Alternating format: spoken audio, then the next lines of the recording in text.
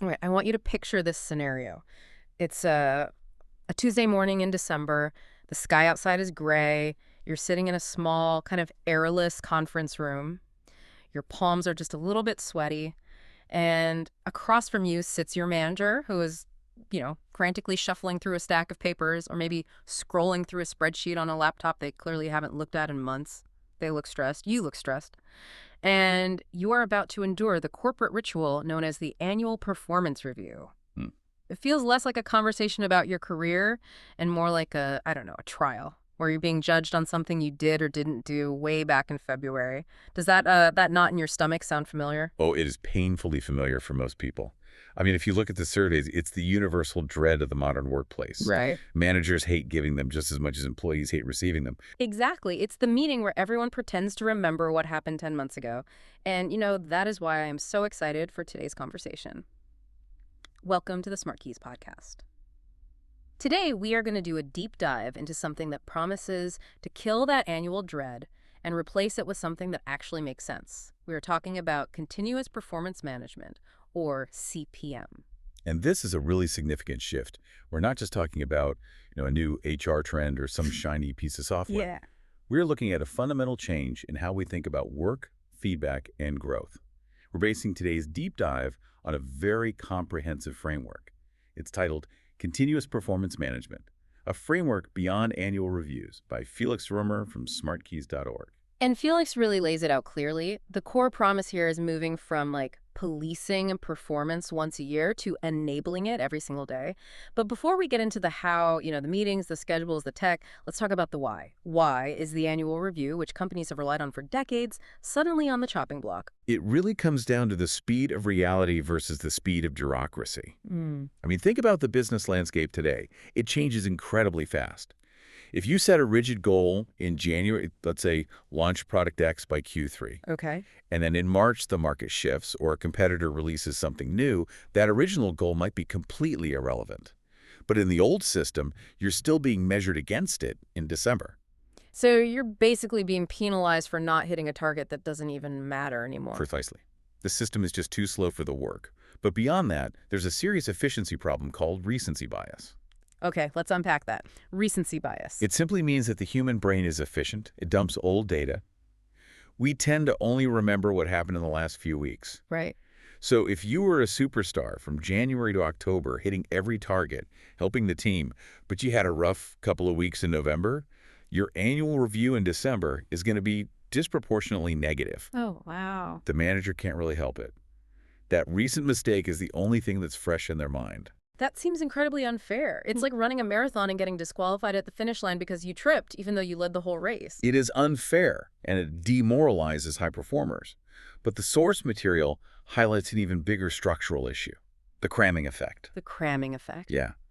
The old model forces goal setting, feedback, coaching, and compensation discussions all into one single high-stakes meeting.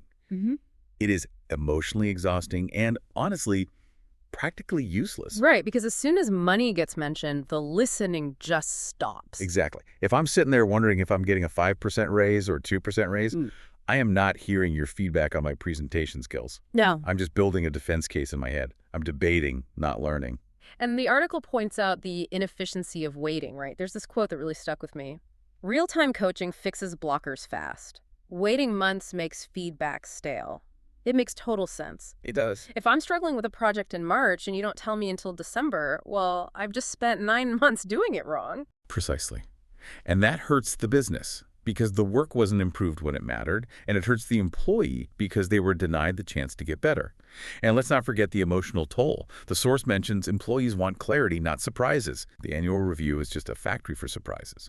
So continuous performance management is designed to get rid of that surprise factor. Completely. Okay, so we've established that the old way is broken, it's slow, it's biased, it's confusing. So if we are tossing out the annual review, what are we replacing it with? Because I think some people hear continuous performance management and they panic. They think, great, now I'm going to be micromanaged every hour of the day. But that's not what this is it? Not at all. And that is a crucial distinction. CPM isn't about surveillance, it's about support. Felix Römer defines it as a really simple cycle: planning, check-ins, and review. But the biggest shift isn't actually the schedule, it is the mindset. Managers have to stop acting like judges or evaluators and start acting like coaches. I love that distinction, the manager as coach. Like a sports coach on the sidelines calling plays rather than a referee who just blows the whistle after the foul. Exactly. So what does this rhythm actually look like in practice? Because the source gets pretty specific about the cadence. It does. And that specificity helps remove the anxiety. It recommends a three-part rhythm. First, you have weekly check-ins. Okay. Now, don't panic. This isn't some long, drawn-out meeting. These are light touch, 10, 15 minutes max. So not an interrogation. No, it's a quick sync to align on priorities for the week, identify any blockers, things stopping you from doing your job, and recognize wins. Okay, so that's the operational stuff. Keeping the trains running on time, I'm waiting on data from IT, or I finished the slide deck. Correct. It's about removing obstacles. Then you have the monthly deep dives. Right. This is your classic one-on-one, but it's focused purely on growth. This is where you talk about development skills, how the employee is feeling. It's separate from the daily grind. You're not allowed to talk about project status here. That is a hard discipline to maintain. I mean, it's so easy to slip back into, so what's the status of the Anderson account? It requires discipline, for sure. But if you don't make space for career conversations, people leave. And finally, to answer your earlier worry, you still have a quarterly review. Wait, so we aren't getting rid of reviews entirely? No, and you shouldn't. You still need a moment to look at the big picture, align goals, and measure performance for things like pay and promotion. Okay. But here is the difference. Because you have been checking in weekly and monthly, the quarterly review is just a summary. It is based on a documented history of facts, not just what everyone remembers from last week. There are zero surprises. That brings up the topic of goals. Because if we are checking in all the time, the goals probably need to look different than just make $1 million this year. Exactly. The framework mentions we need to be more flexible with how we define goals. What are the different types of goals we should be looking at? So the source outlines 4 specific types, and this diversity is really key for a balanced view of performance. First, you have your job goals. Okay. These are linked to your KPIs and core duties, essentially your job description. If you are in sales, this is your quota. Simple enough. What's number 2? Second, you have project goals.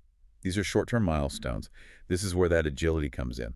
A project goal might be launch the new website by March 1st.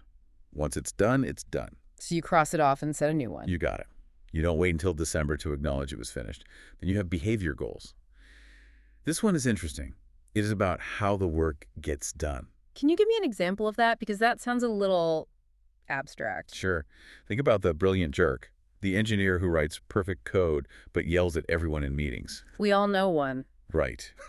A behavior goal for them might be something like improve team collaboration by actively listening in meetings and mentoring junior staff. It makes those soft skills tangible and measurable. I love that. It signals that the culture matters as much as the output. Exactly. And finally, development goals. These focus purely on skills and career growth. Learn SQL. Complete a leadership certification. If you only focus on the first 2, you burn people out. You need the development goals to show them a future at the company.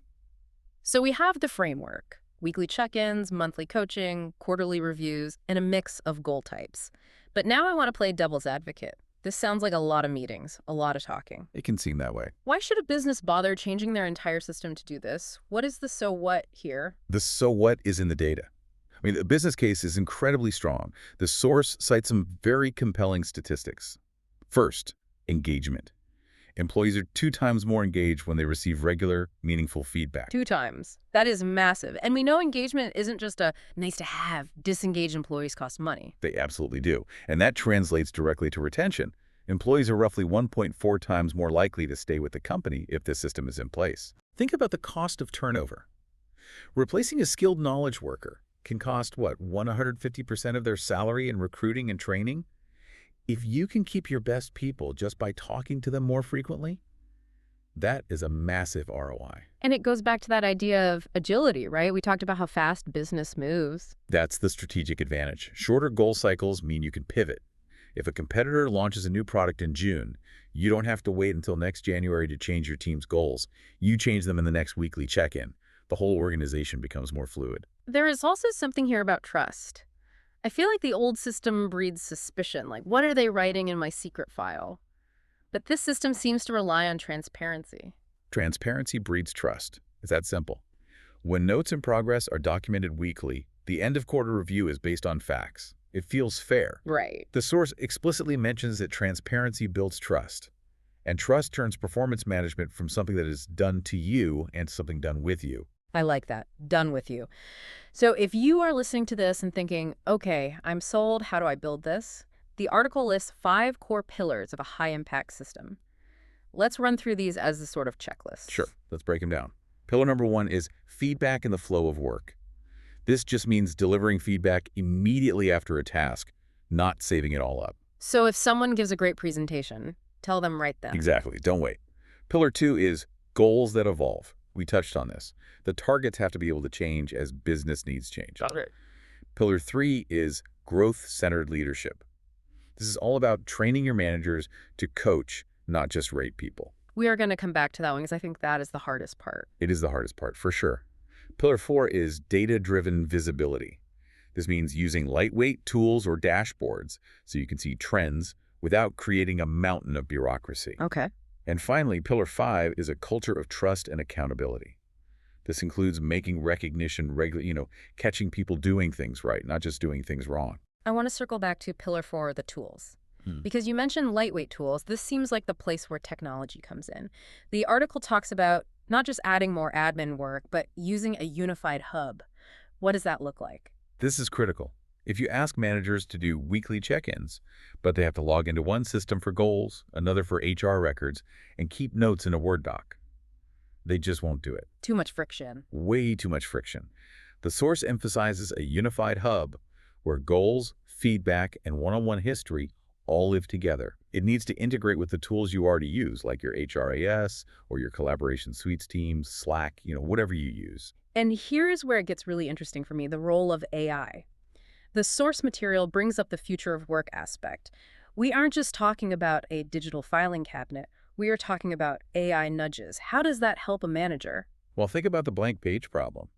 A manager knows they need to have a tough conversation with an employee about missed targets, but they're dreading it. They don't know how to start. Yeah. The system can use AI to provide prompts or templates to help structure that conversation based on best practices. So it's like a scaffold for the conversation. Exactly. The source even mentions AI performance coaching, where AI can offer instant, unbiased feedback or even a safe space for managers to practice difficult conversations before having the real one. That is wild. So you could practice firing someone with a bot before you do it in real life. Ideally, you practice the coaching conversation so you don't have to fire them. But yes, it reduces the anxiety and the admin burden. The goal of the tech isn't to replace the human, it is to make the human part of the conversation higher quality. However, and this is a big however, tech doesn't solve everything. We have to talk about the human factor. You usually bring the optimism. But I noticed a pretty stark warning in the source material about managers. It is a critical warning, yeah. The data shows that 2 out of 3 managers report they need more support. That is the majority of our leaders. You cannot just tell managers to go be a coach without training them. It's the Peter principle, right? People get promoted because they are good at their job, not because they're good at managing people. Exactly. Right. Being a great coder or a great salesperson does not mean you naturally know how to develop another human being's career. If you don't train your managers, this whole system fails. So what is the fix? Is it sending everyone to a 3-day seminar? The source suggests something more practical. It talks about templates, not scripts. Give managers a structure for the weekly check-in. Give them a playbook for the monthly career talk. And provide ongoing workshops. It also highlights some pitfalls to avoid. Oh, I love a good list of don'ts. What are the big traps? The first one is clinging to annual mindsets. That's when a manager treats a weekly check-in like a mini annual review. They just sit there and judge the employee for 15 minutes. Why didn't you do this? Why is this late? Right. It's supposed to be, how can I help? Not, what did you do wrong? That will kill engagement faster than anything. Okay, what's the second pitfall? The checkbox mentality. Just holding the meeting to say you held it, but taking no action and having no follow-through. If an employee says, I have a blocker with the design team, and the manager writes it down but does nothing, trust just evaporates. So implementation isn't just buy the software, it's build the capability. Correct. It is a cultural implementation first, a technical one second. Okay, let's zoom out as we start to wrap this up. We have talked about the rhythm, the tech, the training, but ultimately this is about a cultural shift in how we view work. The source says visibility and structure help, but accountability comes from culture. What does that mean for our listeners who might be leaders trying to roll this out? It means that leaders have to model this behavior. If the CEO isn't doing their weekly check-ins with their direct reports, no one else is going to take it seriously. It has to be seen as the way work gets done, not just another HR initiative. And for the listener who is sitting there thinking, this sounds great, but my organization is a giant, slow-moving ship. We can't just turn on a dime. What's the actionable takeaway for them? The advice from Felix Römer is very pragmatic. Start small. Don't try to boil the ocean. You don't have to roll this out to 10,000 employees tomorrow. Right. Start with a pilot group, maybe one department, like marketing or engineering. Implement the weekly check-in rhythm. Measure the results. Are people happier? Are goals being hit faster? Adjust the process, and then you scale it. Test and learn, just like the feedback loop itself. Exactly. The final thought I would leave the listener with is this. The goal of continuous performance management isn't just to make HR's life easier. It is to turn performance management from a burden, that thing we all dread in December, into a real competitive advantage. In a fast-paced world, the company that learns faster and improves faster wins. This framework is how you do that. That is a powerful place to leave it. We are moving from a world of judgment to a world of growth. I want to say a huge thank you to everyone for tuning in to the SmartKeys podcast today. We hope this deep dive gave you some tools to rethink how you handle performance, whether you are a manager, a leader, or just someone who wants a better way to work. And if you want to dig deeper into the details, the specific templates, the goal structures, the visual frameworks, we strongly encourage you to read the full article by Felix Römer. Yes, absolutely. We have linked the full article, Continuous Performance Management, a framework beyond annual reviews, right there in the show notes. It is available at smartkeys.org. And hey, if you want to stay ahead of the curve on the future of work, make sure you hit that subscribe button. We have plenty more deep dives coming your way. Thanks for listening. Goodbye, everyone.